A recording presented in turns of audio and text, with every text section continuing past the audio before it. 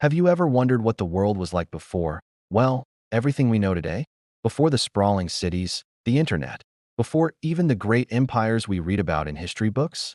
Let's rewind the clock, way back, to a time we call prehistory, the era before written records.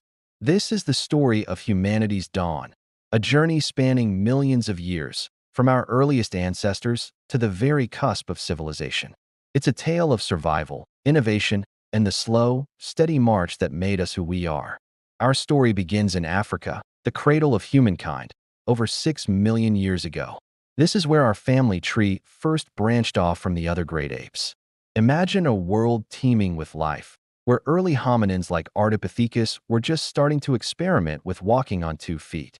Bipedalism wasn't just a party trick, it was a game changer. It freed up their hands to carry food, tools, and their young, offering a massive survival advantage on the open savannas. Fast forward a couple of million years, and we meet the Australopithecines. You've probably heard of Lucy, the famous Australopithecus afarensis fossil discovered in Ethiopia.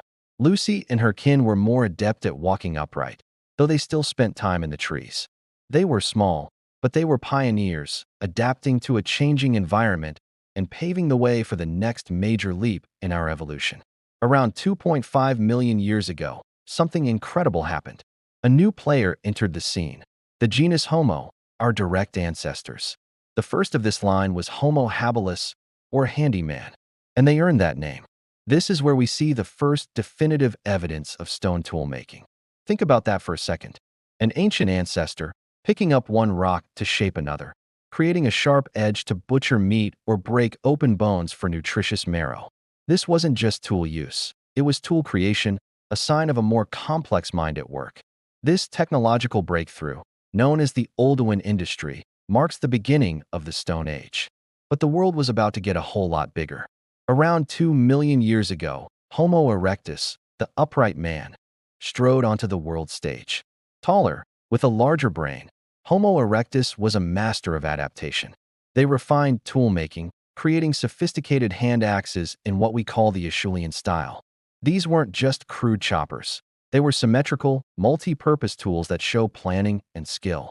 More importantly, Homo erectus was the first hominin to leave Africa. They were true explorers, spreading across Asia and Europe, facing new climates, new challenges, and new opportunities. And then came fire. It's hard to overstate how revolutionary the control of fire was, likely mastered by Homo erectus.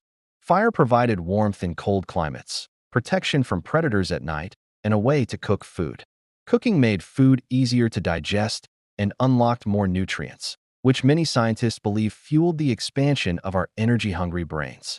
Fire also became a social hub, a place for communities to gather, share stories, and strengthen bonds under the flickering light. It was the first living room. For hundreds of thousands of years, different human species coexisted on the planet. In Europe and Western Asia, the Neanderthals, or Homo neanderthalensis, thrived. Often depicted as brutish cavemen, the reality is far more complex. Neanderthals were intelligent and incredibly resilient.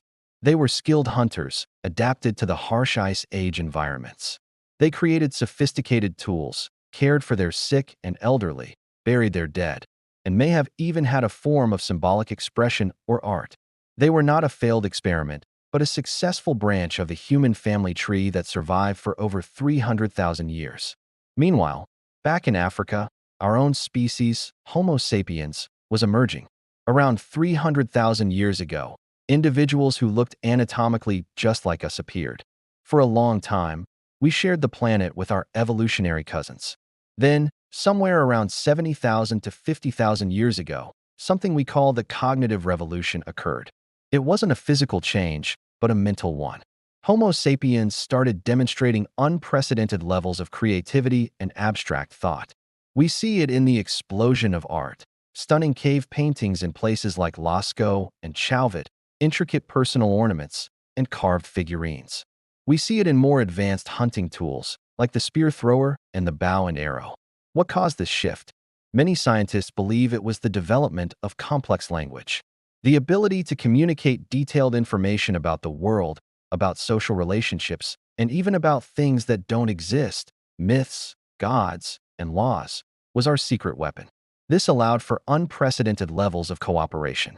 A band of Neanderthals might be able to coordinate an attack on a mammoth, but only Homo sapiens could unite hundreds or thousands of strangers around a shared story or belief. This ability to cooperate flexibly in large numbers is what ultimately set us apart. Armed with this new cognitive toolkit, Homo sapiens began their own great migration out of Africa. They spread across the globe with breathtaking speed. They reached Australia by boat around 65,000 years ago, a remarkable feat of seafaring. They pushed into Europe and Asia, where they met the Neanderthals and other archaic humans. Genetic evidence shows we didn't just replace them. In some cases, we interbred.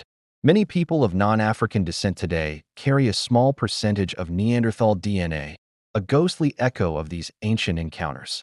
By around 40,000 years ago, Homo sapiens were the last human species standing. We had conquered nearly every habitable corner of the planet, from the frigid Arctic tundra to the dense tropical rainforests. For the next 30,000 years, we lived as hunter-gatherers. Our ancestors possessed an encyclopedic knowledge of their environment. They knew every plant, every animal track, every seasonal change. Their lives were rich and complex, but they were also nomadic, constantly moving to follow the resources that sustained them. They lived in small, egalitarian bands, and their total population on Earth was likely less than that of a single major city today. But the world was changing again. The last ice age was coming to an end. Around 12,000 years ago, the glaciers retreated and the climate stabilized into the one we know today. This new stability set the stage for the single most profound change in the human story, the agricultural revolution. In multiple locations around the world, completely independently, people started to domesticate plants and animals. In the Middle East, it was wheat and barley. In China, rice and millet. In the Americas, corn, beans, and squash. Why give up the hunter-gatherer lifestyle for the back-breaking work of farming? It wasn't an overnight decision. It was a gradual process.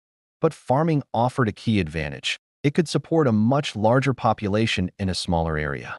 It allowed people to settle down, to build permanent villages and, eventually, towns. This shift from a nomadic to a sedentary life changed everything. It created the concepts of property, surplus food, and labor specialization. Not everyone had to be a farmer anymore. Some could become potters, weavers, priests, or soldiers. Society began to stratify, creating hierarchies and new forms of social organization. This incredible journey, from the first tentative steps on 2 feet to the first planted seed, covers more than 99% of human history. It's a story written not in books, but in stone, in bones, and in our very DNA. It's the epic prequel to everything we call civilization. The stage was now set. With agriculture providing a stable foundation, humanity was on the verge of its next great leap, the creation of cities, writing, states, and empires. The world as we know it was about to begin. Thanks for joining me on this journey back in time. If you found this fascinating, hit that like button and subscribe for more deep dives into our shared past. See you next time.